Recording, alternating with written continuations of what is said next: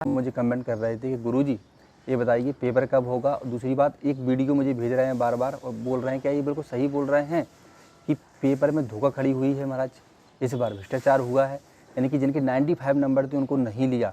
इस पर थोड़ा सा हम चर्चा करेंगे महाराज। देखो, सबसे पहले मैं बात करना चाहूँगा आप लोगों से, आप लोग महाराज बहुत हल्के हो, बहुत नॉर्मल हो, सामान्य हो, थोड़ा विशिष्ट बनिए।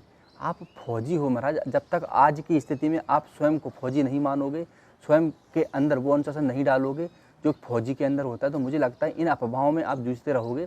और इन अफवाहों के कारण, आलतू फालतू वीडियो देखने के कारण महाराज आपका बहुत नुकसान हो जाएगा। इसलिए बोलते हैं कि एक चैनल पकड़ो, कोई भी पकड़ो, भले ही मेरा ना पकड़ो, आप कोई भी चैनल देख लो, 10-10 चैनल देखोगे महाराज तो आप कन्फ्यूज रहोगे, भ्रमित रहोगे। अगर आपको लगता है ये चैनल मेरे लिए बहुत अच्छा है, सही जानकारी सही समय पर देता है, तो उसी चैनल को आपको देखना है।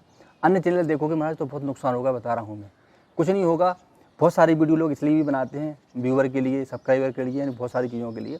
तो कुछ ध्यान रखना, इस बार जो भर्ती हुई है बहुत साफ सुथरी, बिल्कुल निष्पक्ष भर्ती हुई है। इस बार कई बंदे जो पैसा देने वाले थे आलतू फालतू दलालों को, वो भी हमारी वीडियो देख के सतर्क हो गए थे। और बहुत सारे ऐसे बंदों को सिलेक्शन हो गया हमारा, जो सोच नहीं सकते थे कि हमारा भी सिलेक्शन हो जाएगा। और रही बात 95 धर्मशास्त्र के नंबरों की, तो मैं कह देता हूँ, अगर आपके 100 नंबर भी हैं धर्मशास्त्र में और सामान्य ज्ञान में अगर 35 नंबर हैं, 39 नंबर है, 39 नंबर हैं, आप बाहर हो जाओगे, आपका पेपर देखा नहीं जाएगा। दूसरी बात ऐसा भी है, मैं फिर से बोलना चाहता हूँ, भले ही आपके सामान्य ज्ञान में बहुत अच्छे नंबर हों, धर्मशास्त्र में बहुत अच्छे नंबर हों, अगर साक्षात्कार में उनको आप पसंद नहीं आए महाराज, वो आपको नहीं लेंगे, आपका फार्म निकाल के लगा रख देंगे, इस बंदे को हमें नहीं चाहिए, नहीं चाहिए, क्योंकि इसका एटीट्यूड बिल्कुल भी फौजी की तरह नहीं है।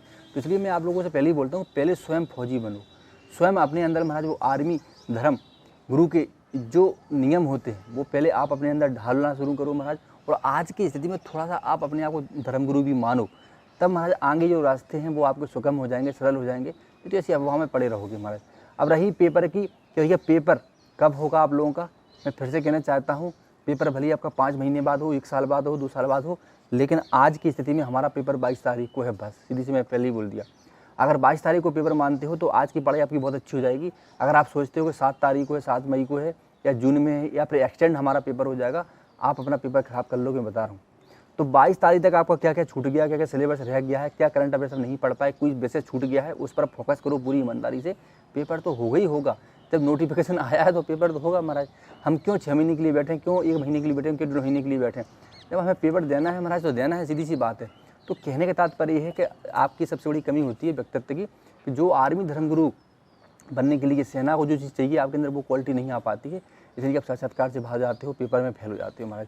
तो सबसे बड़ी बात है कि आप आज से ही महाराज स्वयं को धर्मगुरु मानो, फौजी वाला जो एटीट्यूड है वो अपने अंदर रखो। तो फौजी का एटीट्यूड कैसा होता है? फौजी का एटीट्यूड नियमों में ढला होता है, यानी कि अनुशासन होता है। सुबह 4 बजे जगना तो जगना है, पढ़ना है तो पढ़ना है महाराज, दौड़ना है तो दौड़ना है, पूजा पाठ प्रॉपर तरीके से करना है तो करना है, आज सारे नियमों का महाराज पालन करना तो करना है। अच्छा, एक बात और बता देना चाहता हूँ, बहुत सारे बंदे ऐसे बोलते हैं कि भैया आर्मी धर्म को बनने के लिए बहुत नॉर्मल तरीके से हम आराम से बन सकते हैं। मैं फिर से कह रहा हूँ, आर्मी धर्मगुरु का देखा जाए तो वैसे पढ़ाई से ज़्यादा कोई संबंध है नहीं। समझना मेरी बात, मैं क्या बोल रहा हूँ। आज की जो आधुनिक शिक्षा है उससे ज़्यादा कोई संबंध है नहीं हमारे। उनको ओनली 40 नंबर आपको आंकना है कि आप समाज से कितने जुड़े हुए हो। इसके बाद अगर मैं धर्मशास्त्र की बात करूँ, ध्यान रखना, मैंने बहुत सारे ऐसे बंदे देखे जो 10-10 साल से मंदिरों में भटक रहे हैं। जब भी मुझे कोई बंदा फ़ोन करता है वो जो मुझे यही बोलता है, गुरुजी तो हम पूजा कर रहे हैं। अभी थोड़ी सी मैं बात करता हूँ, जब भी कोई बंदा मुझे कॉल करता है तो कहीं ना कहीं घंटी की आवाज़ आती रहती है महाराज। जब कोई ना कोई बंदा मुझे कॉल करता है महाराज तो आरती गाने की, मंत्रोच्चारण की आवाज़ आती रहती है। इसका मतलब क्या है? इसका मतलब ये है कि धर्मगुरु वही बनते हैं जिन्होंने शुरू से कोई ना कोई मंदिर पकड़ के रखा है, या फिर गुरु की शरण में है, आश्रम में है, गुरुकुलम में है, या जो धर्मशास्त्रों का कंटिन्यू वाचन कर रहे हैं या फिर अनुष्ठान कर रहे हैं। ध्यान रखना, ये उनकी पहचान है। ऐसे बहुत सारे बंदे सिलेक्ट हो गए महाराज, जो मुझे कोई समस्या आने पर मुझे फ़ोन करते थे, लेकिन साइड से जो आवाज़ आती थी वो या तो घंटा बजाने की आती थी, घंटी की आती थी महाराज, या आरती की आती थी, या मंत्रोच्चारण की आती थी, या फिर हवन करने की आती थी, या फिर कोई स्तोत्र उन गायन कर रहे होते, ऐसी आवाज़ आती थी, वो बंदे सिलेक्शन हो गए।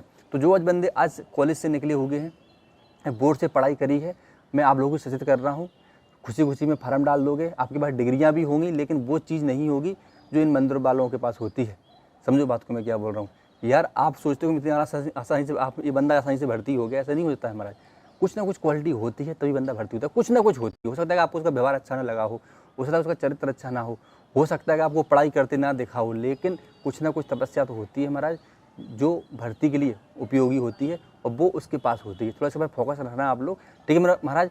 अब आपके पेपर की थोड़ी चर्चा कर लेते हैं हम लोग। देखो 22 तारीख को पेपर है, आज कितनी तारीख है हमारा, लगभग 4 तारीख है, तो हम 15 दिन मान लेते हैं कि 15 दिन बाद हम लोगों का एग्जाम है। नॉर्मल ज़्यादा कुछ नहीं पढ़ना है, सामान्य चीज़ें पढ़ लो। मैं हमेशा बोलता हूँ ऊपरी चीज़ें पढ़ लो। जैसे मैं एग्जाम्पल दूंगा आपको कि पुराण कितने हैं, स्मृतियाँ कितनी हैं, इस प्रकार के प्रश्न ज़्यादातर पिछली बार देखे गए थे, तो ये सारी चीज़ें पढ़ लो। अगर आपके पास हमारे नोट्स हैं तो बहुत अच्छी बात है।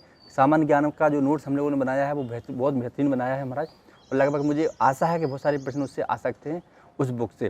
दूसरी बात, उन बंदों का भी मैं आभार व्यक्त करना चाहता हूँ जो बंदे हमसे जुड़े होंगे हर प्रकार से, और हम पे पूर्ण विश्वास करते हैं, हमारी वीडियो सुनते हैं, वो हर जगह हमारी बड़ाई भी करते हैं, प्रशंसा भी करते हैं हमारे हम लोगों की, कि बुंदेलखंड अकेडमी एक ऐसा चैनल है जो हम लोगों के लिए सही जानकारी देता है। उनके लिए महाराज बहुत बहुत आभार, उनके लिए बहुत बहुत धन्यवाद।